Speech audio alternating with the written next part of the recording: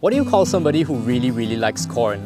A corn-sultant. Hi, my name is Gideon, I'm 33 years old and I'm a Malaysian corn farmer. And what we do here is pretty amazing! When I first started, I used to use all kinds of different chemicals. But nowadays, I use everything good and natural, like chicken manure, compost, coffee grounds, and cover crops.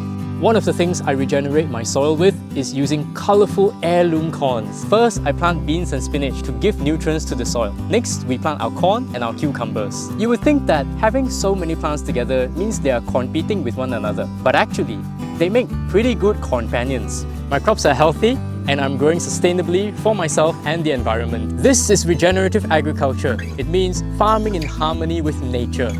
Industrial agriculture uses a lot of chemicals, which contributes to a lot of greenhouse gases and climate change. We don't have to destroy the earth just to feed ourselves, which is why I want to show everyone that regenerative agriculture works. We can do this on a mass scale, and we can turn bad soil into fertile land, and we can do it naturally.